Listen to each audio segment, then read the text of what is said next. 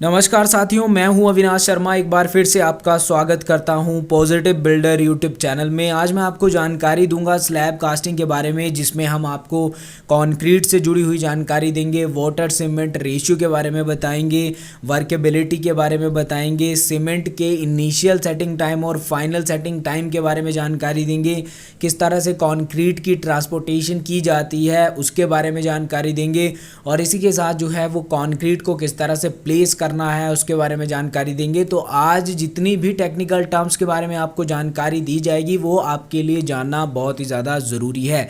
अगर आप एक स्टूडेंट हैं, सिविल इंजीनियरिंग करना चाहते हैं या फिर कर रहे हैं, तो आज इस वीडियो को अंत तक ज़रूर देखें। अगर आप एक कॉन्ट्रैक्टर हैं और अपना घर बनाना चाहते हैं तो उन लोगों के लिए भी आज की जानकारी बहुत ही ज़्यादा महत्वपूर्ण है।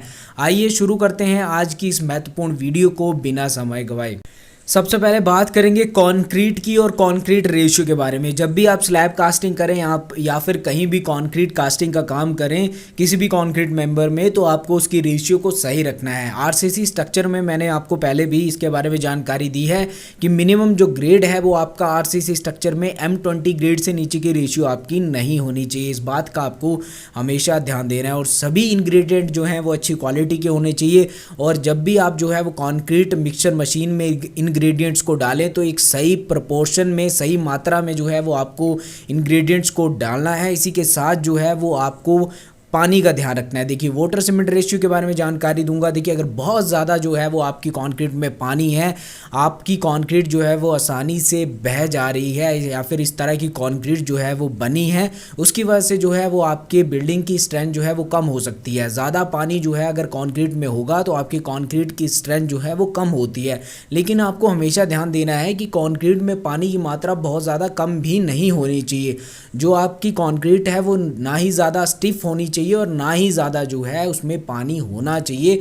आपकी कंक्रीट जो है उसकी वर्केबिलिटी टेस्ट किए जाते हैं। अगर आप जो है वो साइट पर वर्केबिलिटी टेस्ट कर सकते हैं तो स्लंप कोन टेस्ट से भी हम जो है वो वर्केबिलिटी को चेक करते हैं।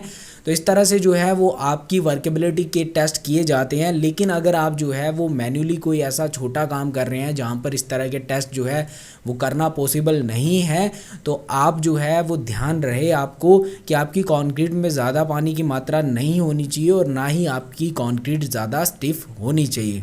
अब आपको जानकारी देंगे सीमेंट के इनिशियल सेटिंग टाइम और फाइनल सेटिंग टाइम से पहले। देखिए, अगर आप एक कॉन्ट्रैक्टर है, एक स्टूडेंट है या फिर आप साइट इंजीनियर हैं, तो आपको हमेशा याद होना चाहिए कि सीमेंट का जो इनिशियल सेटिंग टाइम है और फाइनल सेटिंग टाइम है वो क्या होता है। पीपीसी सीमेंट का जो है वो इस्तेमाल बिल्डिंग कंस्ट्रक्शन में ज़्यादातर किया जाता है। देखिए, उसका जो इनिशियल सेटिंग टाइम है वो है 30 मिनट और फाइनल सेटिंग टाइम जो है वो है 600 मिनट 10 घंटे। अगर हम बात करें ये इनिशियल सेटिंग टाइम और फाइनल सेटिंग टाइम होता क्या है, तो देखिए, इनिशियल सेटिंग टाइम का मतलब है जो कि 30 मिनट होता है पीपीसी सीमेंट का।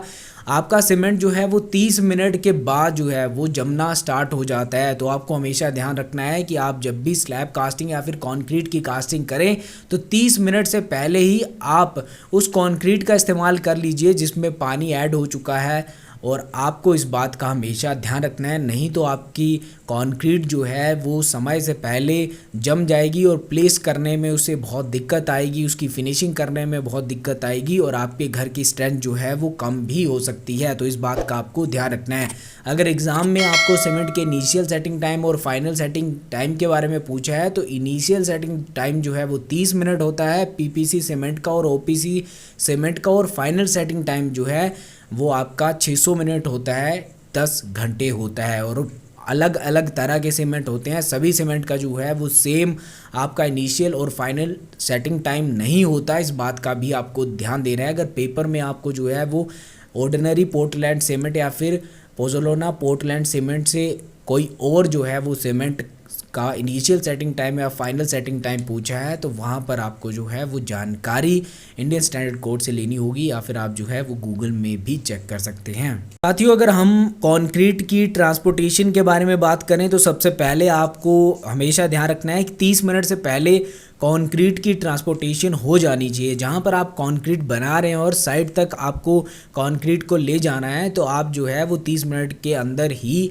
ले जाएं। अगर देरी हो जाएगी तो कंक्रीट जो है वो जमना स्टार्ट हो जाता है। इस बात का आपको हमेशा ध्यान रखना है। इसी के साथ साथियों आपको हमेशा ध्यान रखना है, कंक्रीट को प्लेस करते समय आपको ध्यान देना है कि कंक्रीट का जो फ्री फॉल हाइट है वो होती है 1.5 मीटर। इसका मतलब ये है कि आपको जो है वो कंक्रीट को 1.5 मीटर हाइट से ज़्यादा हाइट जो होगी वहाँ से नहीं गिराना है। आपको इस बात का ध्यान रखना है, कंक्रीट को 1.5 मीटर हाइट से कम या फिर 1.5 मीटर हाइट तक ही नीचे आप जो है वो फोल्ड कर सकते हैं, गिरा सकते हैं। 1.5 मीटर से ज़्यादा हाइट से आपको जो है कंक्रीट को नहीं गिराना है। इसकी वजह से आपकी कंक्रीट में सेग्रीगेशन, ब्लीडिंग जैसी समस्याएं जो है वो आ सकती हैं, तो इस बात का भी आपको ध्यान देना है। आज की जानकारी आपको कैसी लगी? अगर आज की जानकारी आपको अच्छी लगी हो तो पॉजिटिव बिल्डर यूट्यूब चैनल को सब्सक्राइब कर दीजिए, बेल आइकन को प्रेस कर दीजिए ताकि इस तरह की महत्वपूर्ण जानकारी वाली वीडियोस आपको समय पर मिलती रहे। आज की वीडियो में इतना ही, मिलते हैं नेक्स्ट वीडियो में, तब तक के लिए बाय। आपका दिन शुभ हो। धन्यवाद।